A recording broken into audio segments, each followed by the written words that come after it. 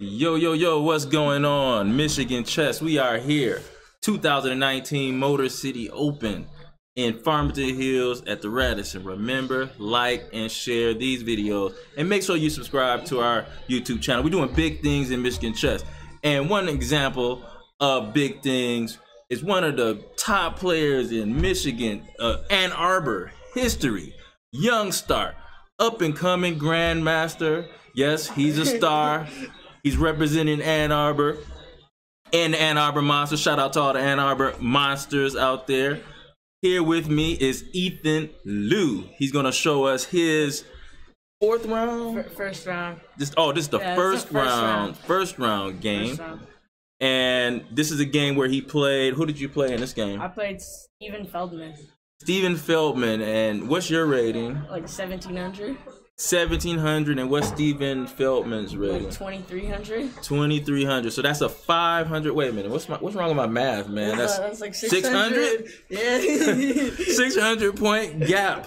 And so statistics say you're supposed to get crushed if it's 600 points. But we're gonna watch the game, look at the game, and see if that's the case.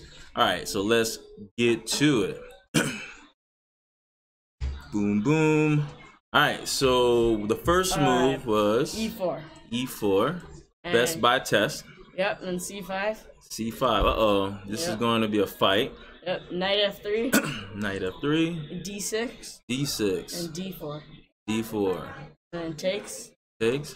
Knight takes. Knight takes. Knight F6. Knight F6. Knight C3. Knight C3. And then A6. A6. Now let me ask you something. So there's been, the rumor is that in order to play either side of Sicilian, you gotta know a little bit of theory, or maybe a bit of theory, right? Is that true in your case? I mean, I think you probably need to know at least a little bit of theory. At least a little bit? Yeah, I know when I was starting out, I was always scared to go into that, even though I play the open sometimes myself, but okay. What's the next move? Bishop G5. Bishop to G5, all right. Oh man, this is a lot of bit of theory here. So I wonder if he would go for the poison pawn variation here. He played E6. No, he said no, I'm not doing that. No, and then F4. F4, okay. And then Bishop E7. Bishop E7. Yep, Queen F3. Queen F3. Queen C7. And Queen C7. And then castles queenside. And castles to the queen side. Okay. Yep. So then knight BD7.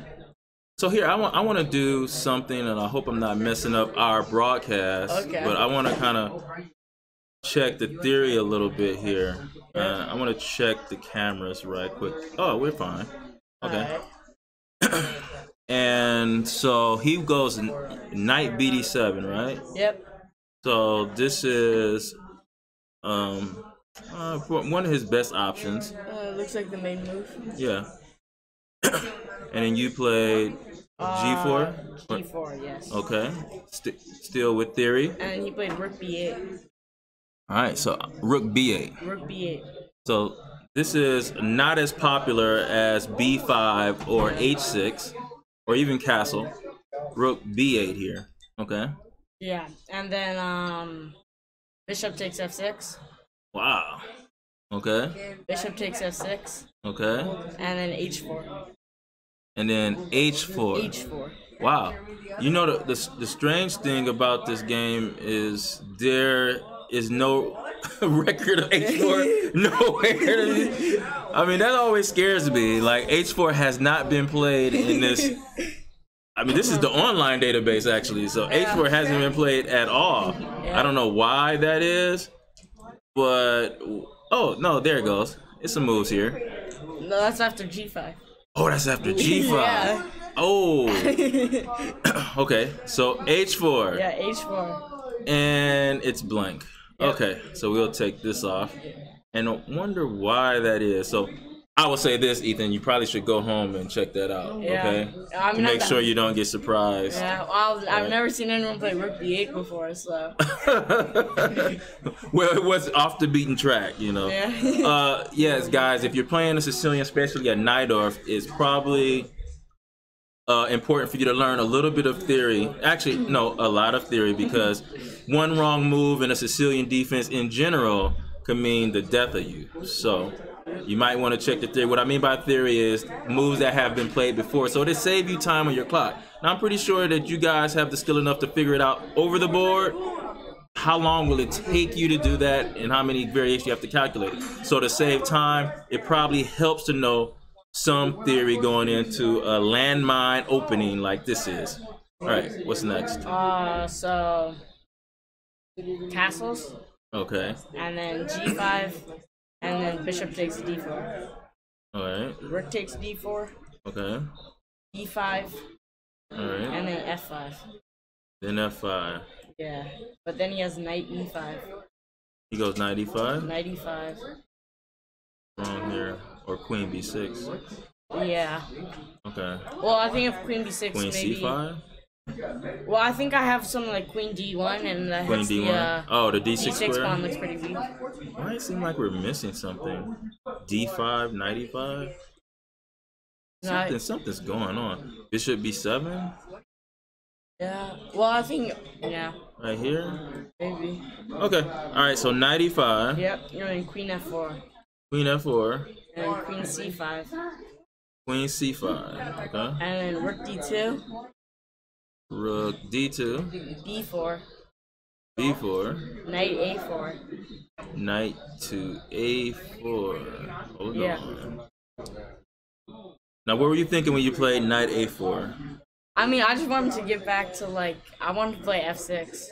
Oh, so you're just Ethan's plan strategy is just checkmate at all costs. Yeah. So, I mean, I think this knight actually could have helped you defend a little bit of your king side if you ever needed it with knight D1. And maybe later the knight to E3, maybe you can even bring it over to help you with the king side attack. But okay.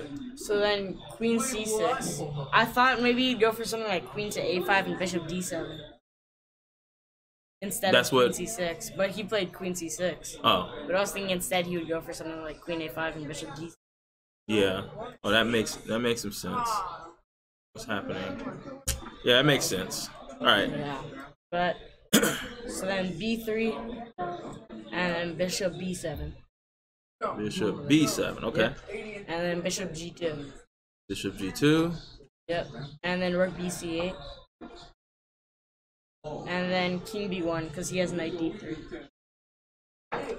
Okay. And and just for all the fans, you don't want to play a crazy move like this and then get hit with knight D3 here. Now, you say, hey, coach, the knight can be taken. So after rook takes knight, Baya! Checkmate in the face. Don't want to fall for that. So it's a good idea to duck that check, and he plays king B1. All right. And then knight C4. Knight to C4. Yeah. All right. And then, tricky. Yeah, but I took the knight. Okay. And then he played E5 first. E5, okay. Queen F3. And Queen then F3. F3. Okay. And then queen takes A4. Uh-huh. And then I played F6. Here we go. F6. Yep. And then here he played rook takes C4. Rook takes C4. Yep. And then F takes G7. Mm-hmm. And then rook F to C8. And then rook F1. And then rook 8 C7. Rook 8, okay. And then queen F6. All right. We live. just pass. The legendary John Brooks. Hopefully we can get an interview with John Brooks on the Michigan Chess Association YouTube channel. Get that from you next, Mr. Brooks. Alright, so then rook takes C2. Rook takes C2. And then just queen D8. Queen D8 check. And then king takes. And then it was just a draw from here. Oh, okay. Yeah, It's a perpetual. Yeah. I see. Man, it seems like at one point you might have had something. You know what I mean? Might have had something. Like when I look at this position here,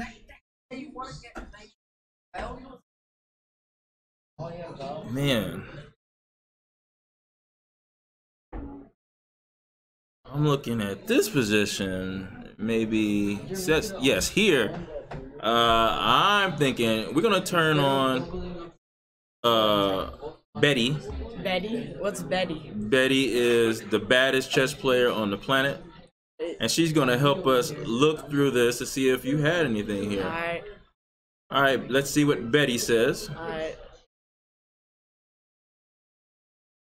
All right, let me check the camera. Sorry, guys. All right, we'll live with it.